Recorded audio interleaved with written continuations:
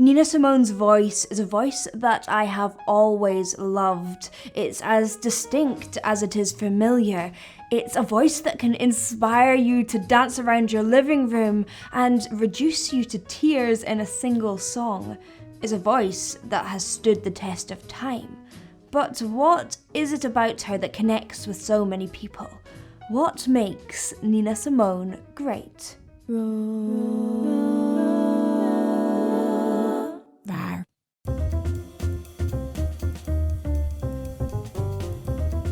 Nina Simone's voice embodies contradiction and duality. She is highly technical, yet shuns technique.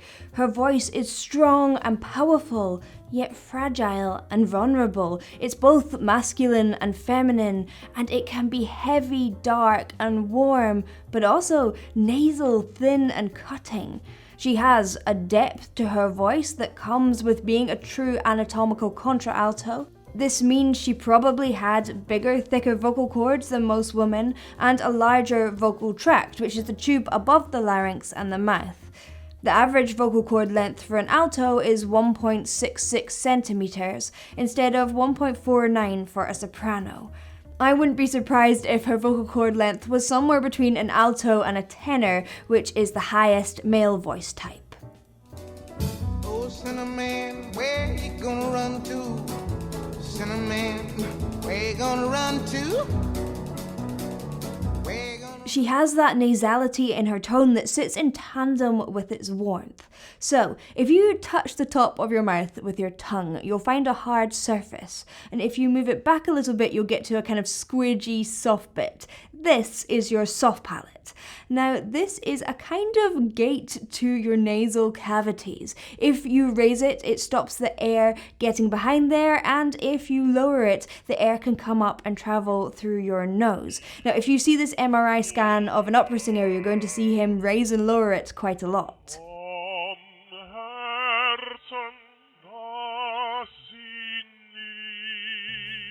Nina Simone often sung with what seems like a lowered soft palate, especially in her mid-range. That's what gave her that nasality and that cutting, biting sound.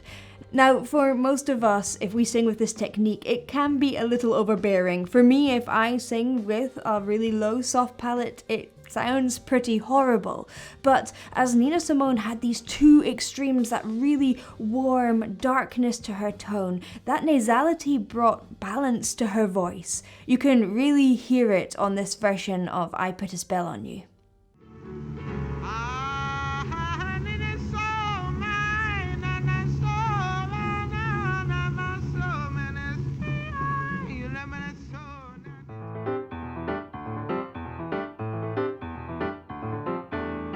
Most people think of Nina Simone as having a small range, and that is partly true, although the rumour that she only had 1 octave of range is not true.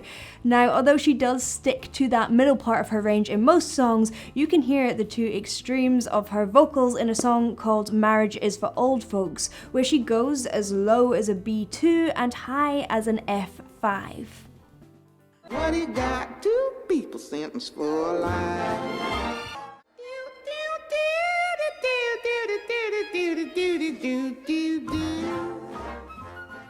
But at the end of the day, range for the sake of range isn't Nina Simone's aim.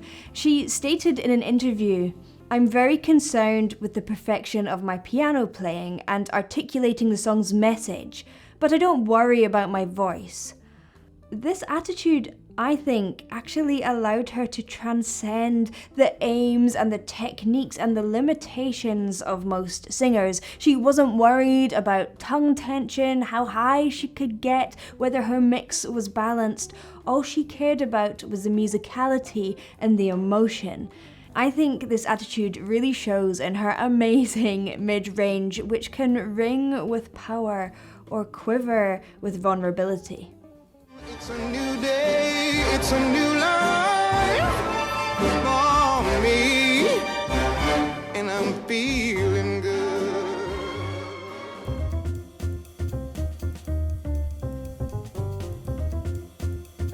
Nina has a really interesting vibrato, or actually she has two distinctly different vibratos which tend to come about dependent on the vowel that she's using. So often when she's on an open vowel like an ah, she'll use something more slow and rolling and controlled, something like Ella Fitzgerald's vibrato.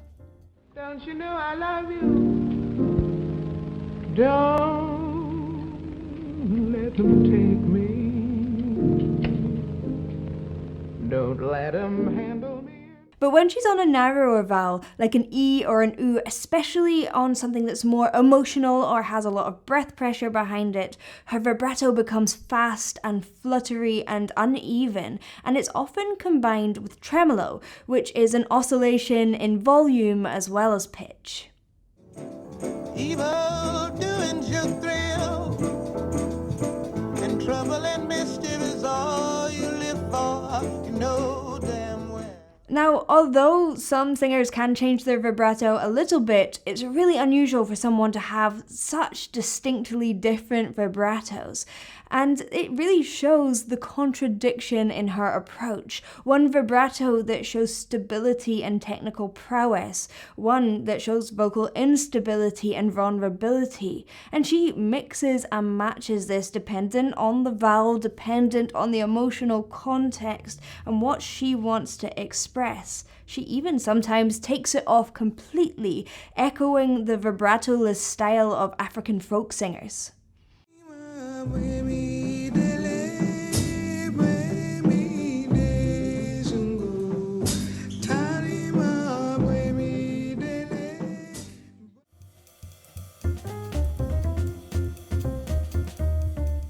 Nina Simone generally sticks in chest register, although when she does venture up into the higher registers, she can blend that chest voice seamlessly with mix and head voice, giving her voice the feeling of one complete piece. Having said that, she can make those registers distinct, and she does play around with placement in order to give her lots of different textures, sometimes adding more nasality to that mix to make it really cut through, or lowering that larynx in the lower register to make it sound even more heavy. You can hear both of those placements and actually both of her vibratos in these two clips from Solitude. In my solitude,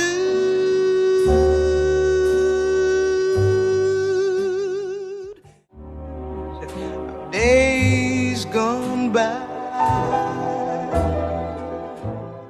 Nina also had perfect pitch or absolute pitch. This is a rare ability, with somewhere between 1 and 4% of the population having it, where you can sing a note when just given the name without a reference note. So a lot of people who have perfect pitch feel like it's as simple as knowing the colours. This colour is blue and this note is C. That's not C, I don't think. I don't have perfect pitch. But you can imagine this is a really useful skill for singers. It helps you stay on key all the time.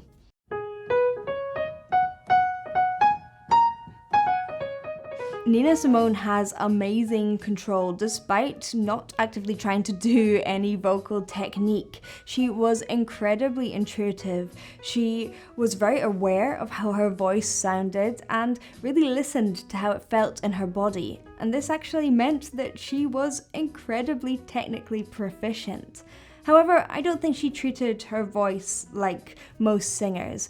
I feel like to her, her voice was an extension of the piano, another layer that she could play around with melody and rhythm and dynamics and expression. Most singers treat their voice as the most important part, but I think Nina saw her voice as part of a greater musical picture.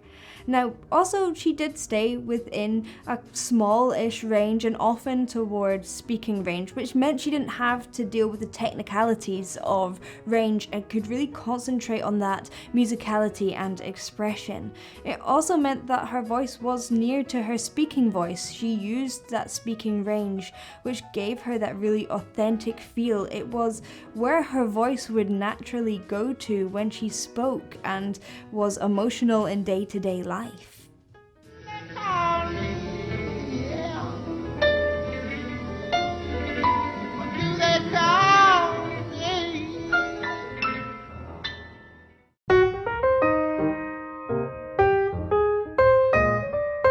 Nina's emotional expression and musicality is just so incredible and ever-changing. It's really hard to pin down specifics of Nina's vocal expressions because she changed them dependent on her mood, the song, and even the acoustics of a venue. I could dissect every song, every performance, and every time would be different. But ultimately, she just followed her feelings and understood the complexities and structures of music so well that she could follow those feelings. It meant her music always felt spontaneous and authentic, whilst her virtuosic understanding of music meant you always felt safe. You knew it wouldn't go wrong. Now, having said all this, I've picked out a couple of techniques that I love, but let's first talk about her musicality in general.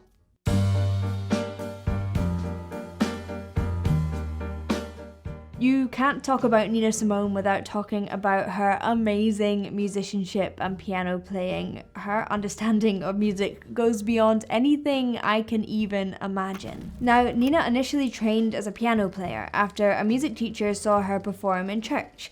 It was her dream to be the first black concert pianist, and her teacher kept her isolated from other children in order to work on this dream. She managed to get a place at the renowned music school Juilliard, but couldn't complete her studies as she couldn't afford it. Nina worked in piano bars to earn a living. It was there that a boss told her she had to sing if she wanted to keep her job. So she sung, and that's where it started.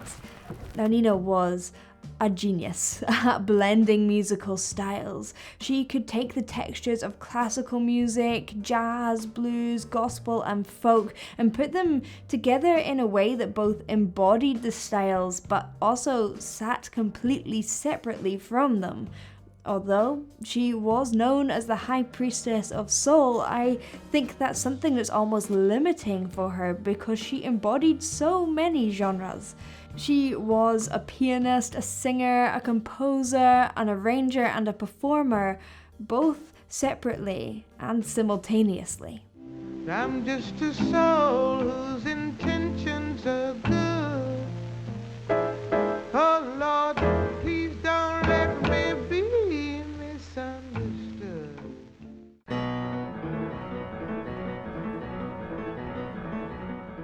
I love how Nina Simone uses counterpoint in music, which was a technique that was developed and popularized by Bach. Counterpoint is having two, or since it was Nina, more rhythmic lines that fit together harmonically but contrast in rhythm. Nina would play each rhythmic line on each hand on the piano and then add a third vocally, which to someone who struggles to shake an egg shaker and sing at the same time is pretty mind-blowing. You can hear those two rhythmic lines in the piano in Love Me or Leave Me, and then she comes in with that third rhythmic line in the vocals.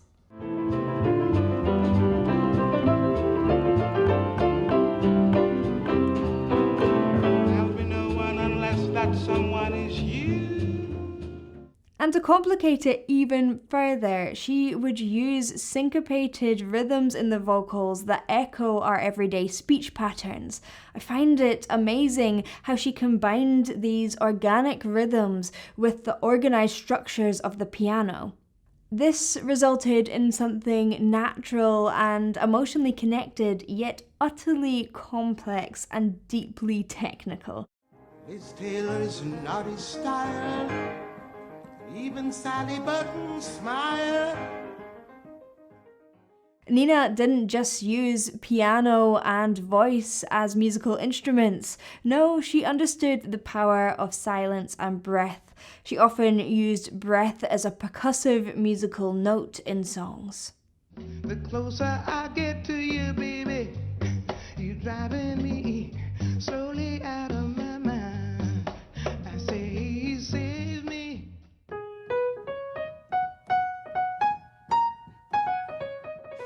Scatting is an improvised section where a singer uses their voice to echo the sounds of an instrument.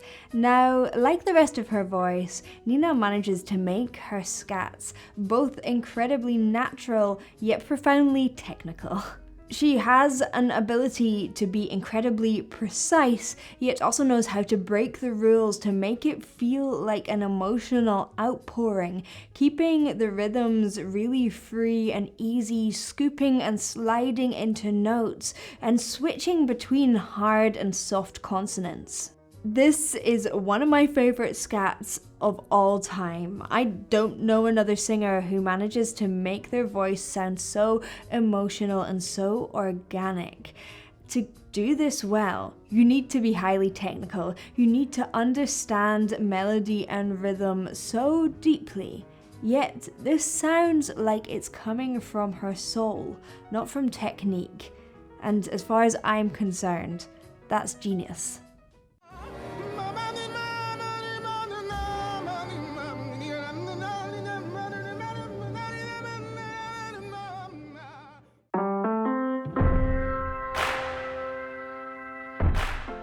Nina Simone was an incredibly complex woman who was extremely important in the fight for civil rights, but also had her own struggles in her own life. I really recommend checking out the documentary What Happened Miss Simone on Netflix if you really want to understand her beyond the music. However, whatever people felt about Nina personally, it's undeniable that she had a huge effect on the world. Nina wrote and chose music that pushed boundaries, that made people think, and that lifted people up. She was fearlessly honest, covering songs like the hauntingly grotesque Strange Fruit, and penning Mississippi Goddamn, a song written in just an hour in protest of a church bombing in Alabama that killed 4 black children. Her activism and music spoke to people. It mobilized a movement. The song that I love the most is To Be Young, Gifted and Black. This is a song written by Nina and based on a play by Lorraine Hansberry, who's a friend of Nina's and a civil rights activist. In a time where education in the US was mostly segregated, it helped bring the issue to the forefront. And it must have been powerful and inspiring for young black people to hear someone speak so honestly about the situation. Don't you forget it! Your soul's intact! Oh. Unfortunately, this activist spirit meant she didn't get as much airtime as other singers of this era because her music was censored or banned. It's interesting to note that although her music is notorious, she never had a #1 single. It's also interesting to see that her music is now being used a lot for adverts, for cars and biscuits, and I can't quite decide whether it's an ode to the fact that her music is easy to listen to whilst having a deep meaning, whether it's just sad that people don't take the time to listen to that deep meaning. In a time where these issues are just as important as ever, I hope people go back to her music and take that time. Now, I don't like to throw this word around, and I have in this video, but in my mind, Nina was a genius musician. She was both technical and emotional. She embodied so many opposites: strength, vulnerability, power, fragility, joy, rage. She showed us that in an unjust society, those opposites are 2 sides of the same coin. And more importantly, she offered us the hope that things can change. Thank you for watching. I hope you enjoyed. If you did, please do like and subscribe. If you like these videos, please do thank my patrons. If it wasn't for my patrons, these videos wouldn't happen. So thank you so much. If you would like to check out my Patreon, head over to patreon.com/BethRoars. But for the meantime, I'll see you in the next one. Bye.